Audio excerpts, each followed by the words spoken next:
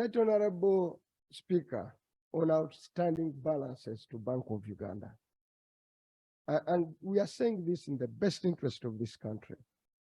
Good enough, this morning we've had a discussion with the Governor Bank of Uganda in the Committee of Finance. Right Honorable members, outstanding balances in Bank of Uganda stand at 4 trillion.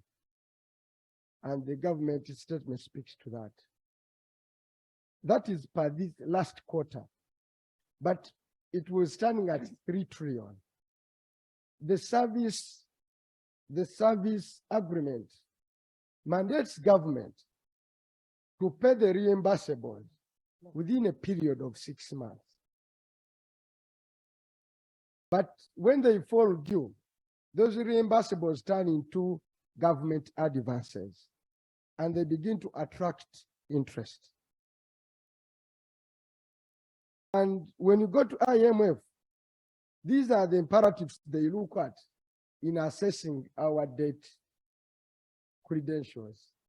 That's why today we are running away from concessional loans to commercial loans because we are failing on this parameter.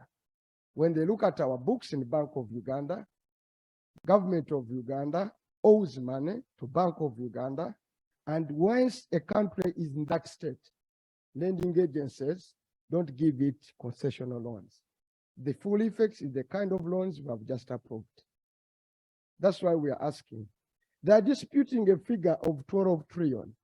Actually, for us, we had reported 11 trillion.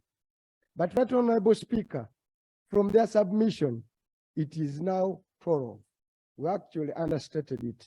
On their books of Bank of Uganda, because they manage our securities, they have been consistently on every source envelope carried forward an 8 trillion, which attracts an interest of over 2.9 trillion in interest payments for failure to make cash available and therefore have a debt rollover.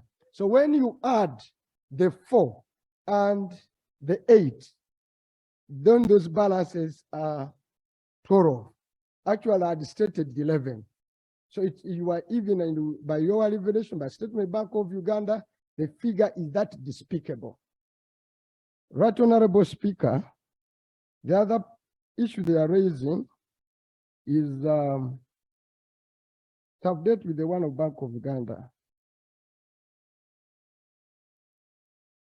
The other issue, Right Honorable Speaker, is further update with the press release. Right Honorable Speaker, let me go to the point of outstanding balances, aware that government institutions. Okay, let me go to the last one, which is so critical. Q1 releases. I have issues, Right Honorable Speaker, and I've gone through the numbers. Right Honorable Speaker, they collected, they had 8.8 trillion in Q1. The Minister of Finance submitted a document in the Committee of Finance that salaries and other statutory obligations will be 4.4 trillion. And when you minus from 8.8, you have 3.9 trillion. Right Honorable Speaker, when I have here our debt obligation in the first quarter as per debt schedule, there was 1.1 trillion and 1.81 trillion. 1 trillion is unaccounted for. And it was spent on what?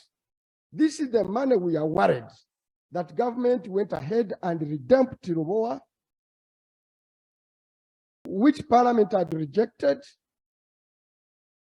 Because when you add your debt obligation in the first quarter, it is 1.8 and 1.1 for amortization and for the local reimbursement. It gives a balance of 1088 trillion. Where did you spend that money? On which spending line? So our line is that they go ahead, and we need, Right Honorable colleague, to have an inquiry into the debt refinancing and begin to suspect it may not be a genuine figure carried annual on our book.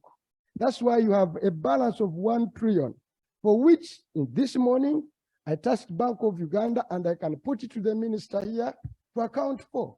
I beg to move, Right Honorable Speaker. Honorable Kivumbi, thank you so much.